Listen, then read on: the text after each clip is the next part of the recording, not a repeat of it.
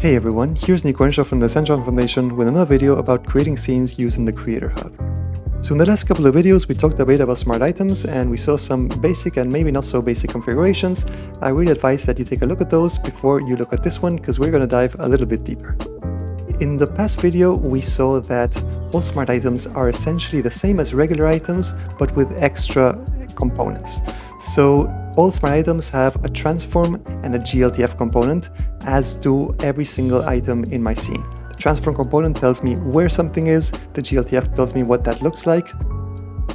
Now smart items also include the action component, which tells me what actions this item can carry out, and the trigger component allows me to respond to player interactions, which can trigger these actions into happening. So at this point you might be wondering if, regular items are the same as smart items, except that they're just lacking these special components. Can't I just grab a regular item and give it those extra components? Well, the answer is yes, you absolutely can. So let's dive into how you can do that.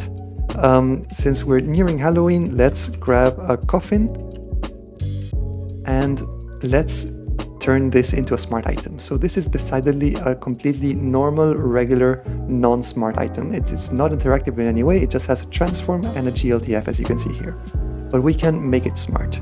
We can click this plus sign here, and with this we can add any component that we want. There's a bunch of different things we can do with these, but in this case let's look at how we can add the actions component.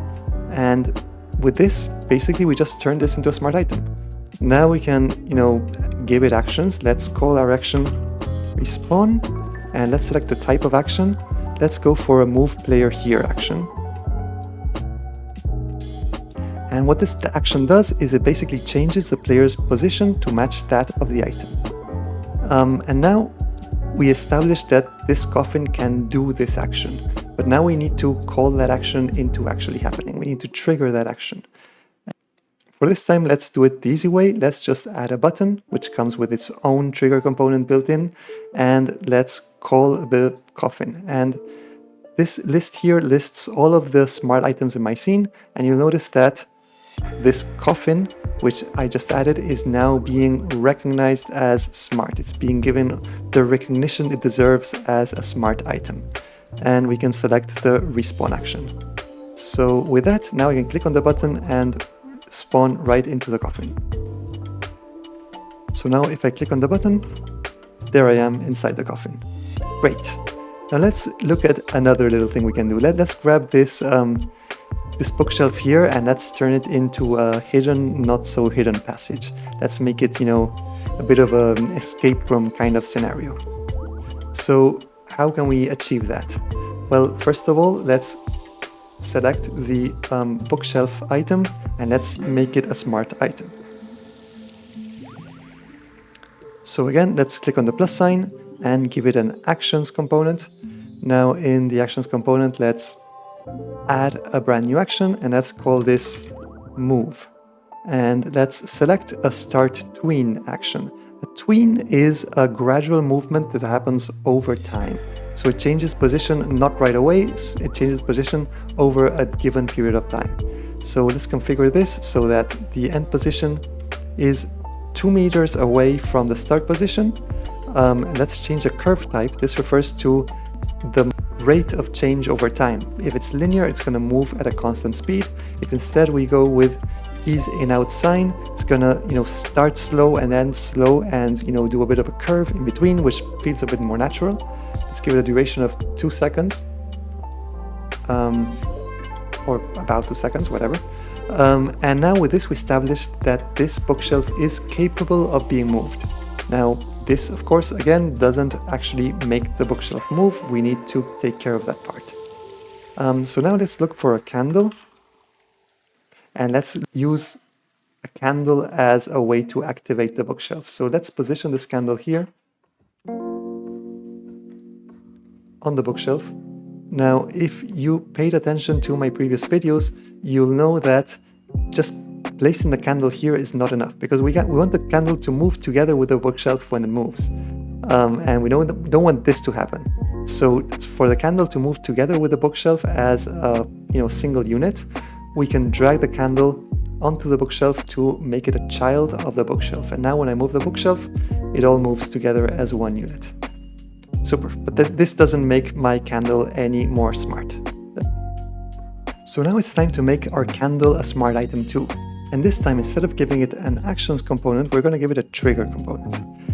And we're going to add a trigger and select the default on-click action. And when the on-click action occurs, let's call the bookshelf and call the move action. So that's all we really need to do. With this, the candle is going to call the move action that we defined on the bookshelf and reveal a hidden secret passage that nobody even imagined was going to be there. And there we are. So one good practice is to also always give some feedback to anything that is interactive. So in this case, the candle doesn't really do anything when it's clicked. I would advise that we give the candle some kind of animation, sound, or something. So let's do just that. So we can, besides the trigger component, let's give the candle also its very own actions component. And in this component, we can define a new action. Let's call it feedback. And we can do another tween. In this case, let's do a rotation tween instead of a movement tween. Make it rotate minus 90 degrees in this axis and make it a non-relative movement. Let's change the curve so that instead of being a sine curve, it's an exponential curve, so it's a bit more sudden or janky. And let's make it relatively fast. Let's make it like half a second. So now that we define this new action, let's also call the action whenever the candle is clicked. So we can select this very own candle and the feedback action. So now with this, whenever we move the bookshelf, the candle will also respond. Like this. Great. Now the last thing I want to cover is that if we want these changes on the bookshelf and the candle to be seen and shared by all of the players who are currently in the scene, we also need to make these smart items multiplayer. Now I mentioned in the previous tutorial that all smart items are multiplayer by default. Now for these items that I make smart, I need to enable that by adding one more component. Let's add the multiplayer component here. And now the multiplayer component has a couple of settings. So basically it has a checklist of all of the possible components that could be present in this item, and I can choose or not to share changes in these components whenever something happens to them. Now in the case of a candle, we want to share the transform and the tween components, because those are what control the candle's position and its gradual movement when it's being activated. Now, we don't really care about sharing, for example, the audio source component because the candle has no audio, or the animator component because the candle has no animations going on. But if these items included anything relative to those components, then it would also be a good practice to set those ticks, just so that everything that you're seeing as a player change with a smart item is also propagated to all of the other players there. So the same applies to the bookshelf. Let's also give the bookshelf a multiplayer component, and let's make sure that the transform and the tween component are both being synced with every player who's there. So with this, if I were to publish this scene and view it with someone else, whenever someone moves the bookshelf, everyone else will also see that bookshelf move. So that's all I wanted to share with you for this tutorial. I don't want to get things even more complicated because believe me, the rabbit hole goes even deeper, but I'll leave that for further tutorials. For now, I hope that you can, experiment with these things and have fun with it. So thanks for watching and happy building.